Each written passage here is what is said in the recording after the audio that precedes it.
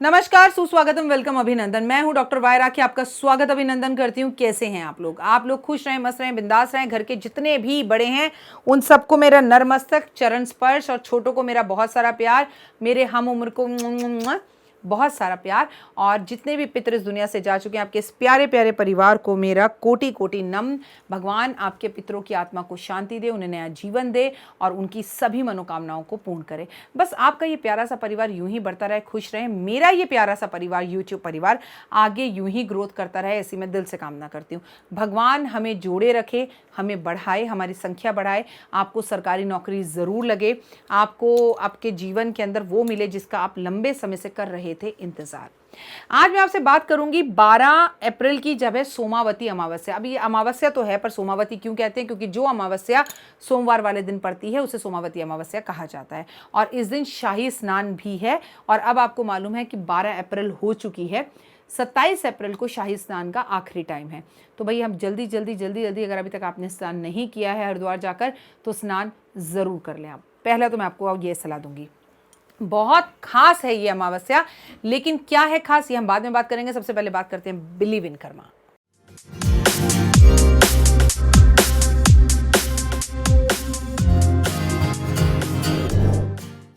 हाँ जी, आ गए आप।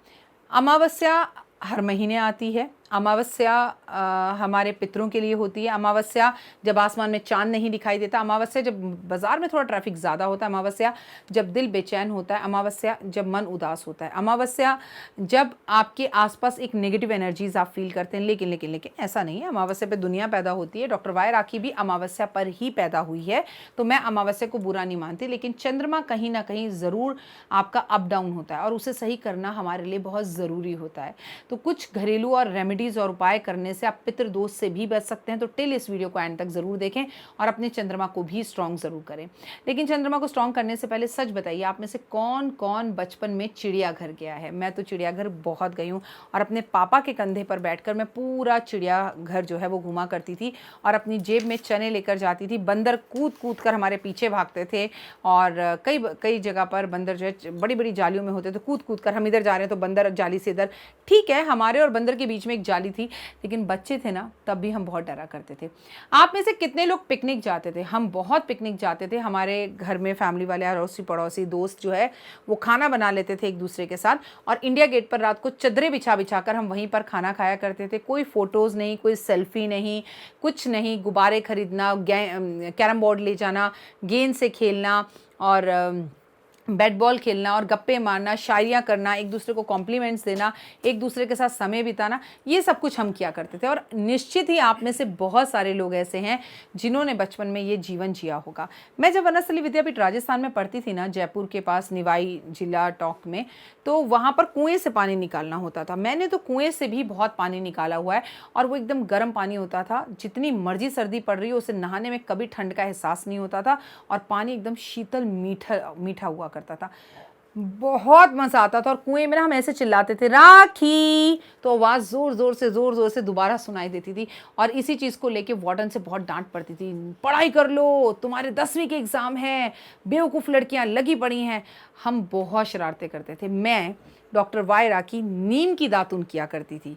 सच बता रही हूँ, आई एम टिल 45 46 होने वाली हूँ, लेकिन मेरी दांत में टचवुड आज तक कभी कोई प्रॉब्लम नहीं आई।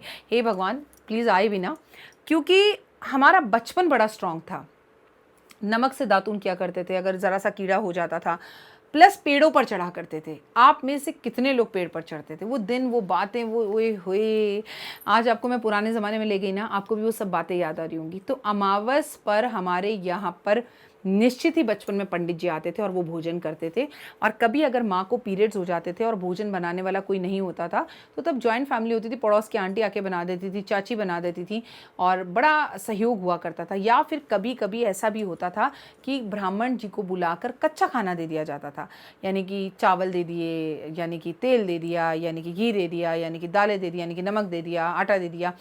लेकिन आज के ज़माने में भी ऐसा मैं नहीं कहूँगी कि लोग नहीं कर रहे, लेकिन लोग इसे अब एक उपाय की तरह करते हैं। पहले हमारे ज़माने में लोग इन चीज़ों को एक रिस्पेक्ट की तरह, एक रिस्पॉन्सिबिलिटी की तरह करा करते थे कि ये करना ज़रूरी है, क्योंकि हमारे पितरों की तृप्ति के लिए हमारे पितरों को भोजन हम महीने में एक बार देते हैं। और अब लोग कहते हैं बैठो सर, आपको पितृदोष है, फिर क्या करना होगा, ब्राह्मण को खाना खिला दें, हो जाएगा।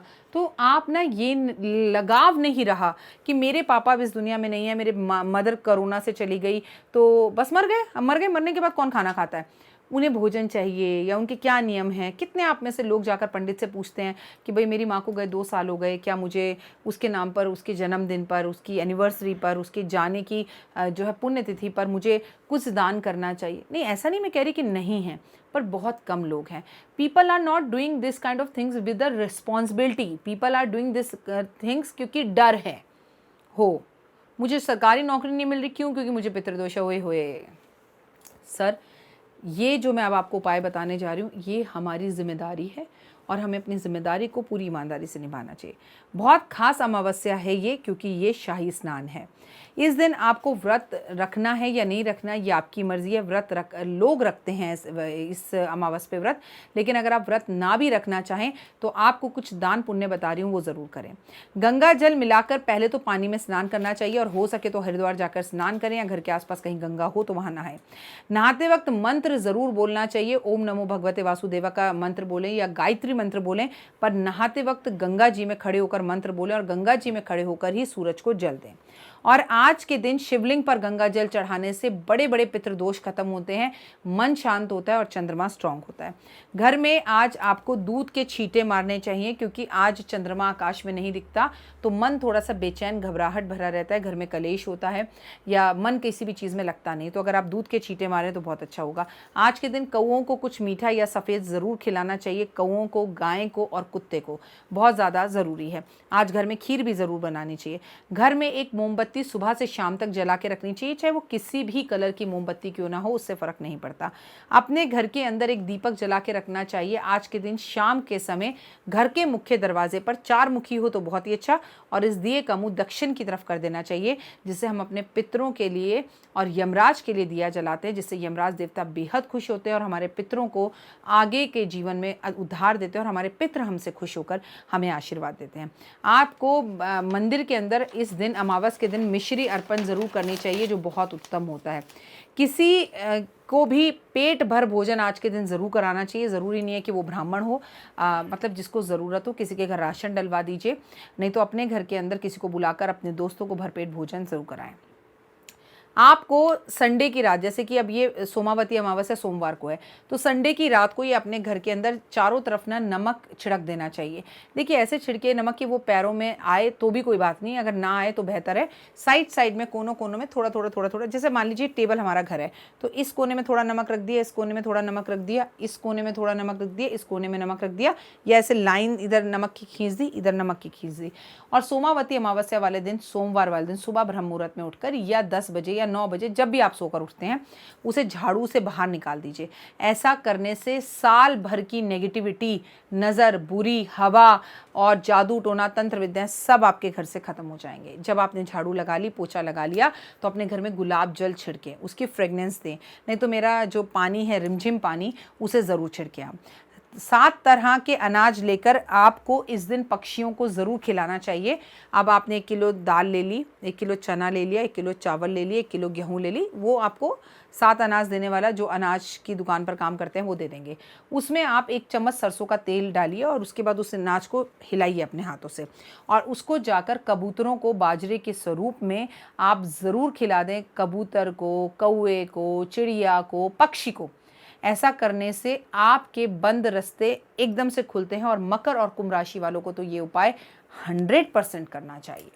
अमावस की रात को घर की छत के ऊपर आपको बालकनी में दक्षिण मुखी होकर अपने पितरों को प्रणाम करना चाहिए, या छत पर या बालकनी में या घर के बाहर खड़े होकर, और ये कहना चाहिए कि हे पितरों, मैं आपको प्रणाम करता हूँ, मेरी ये समस्या है। अब आपकी समस्या कर्जे की है, लोन की है, सरकारी नौकरी नहीं लग रही, या बीमार है, या कुछ भी है, जो भी आपकी समस्या है, आप उस तरफ जाकर पितरों को एक बार बोल दीजिए, दक्षिण की तरफ खड़े होकर, तो उनसे आपका 1 to 1 बात होती है, और आपके पितर आपको आपकी समस्याओं के लिए दिल खोलकर आशीर्वाद देकर जाते हैं।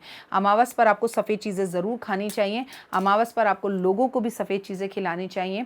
और कोशिश करना चाहिए कि अमावस पे इंसान को गंगा जल ज़रूर पीना चाहिए या किसी धार्मिक स्थान की यात्रा ज़रूर करनी चाहिए। वो बड़ा धार्मिक स्थान ना हो, घर के आसपास का भी कोई मंदिर हो, तो इससे आपका मनोबल बढ़ता है, हिम्मत और ताकत बढ़ती है और अच्छे रास्ते आपके लिए खुलने शुरू हो जाते हैं। मैं हूँ डॉक्टर वायरा राखी। अगर आप मुझे इंस्टा पर फॉलो नहीं कर रहे तो ज़रूर कीजिए। मेरे फेसबुक पेज पर मैंने बहुत अच्छी वीडियो आज डाली है, उस वीडियो को भी आप ज़रूर देखें कि कैसे धन से माला माल हों, और इसके साथ 5 मिनट स्टोरी पर भी मेरी कहानी ज़रूर सुनिए। लेकिन सबसे पहले लाइक कीजिए, सब्सक्राइब कीजिए, शेयर कीजिए। अगर आपको मेरी बातें समझ में आती हैं, मेरे परिवार को मेरा नतमस्तक प्रणाम, और आपके पितृ खुश रहें, इसके लिए छोटे छोटे उपाय ज़रूर करें। पहले आप खुश रहें, घर का माहौल अच्छा रखें, घर में सुगंधित अगरबत्तियां जलाएं, घर में साफ़ सफाई का ध्यान रखें, घर की खिड़कियां ज़रूर खोलें, घर के पर्दे ज़रूर खोलें, हवादार घर को रखें, और अपने आप को अंदर ही अंदर मत मारिए। किसी भी बात से बहुत ज़्यादा परेशान है तो एक बार अपॉइंटमेंट लेकर मुझसे बात ज़रूर कीजिए। फ़िलहाल दीजिए इजाज़त, नमस्कार।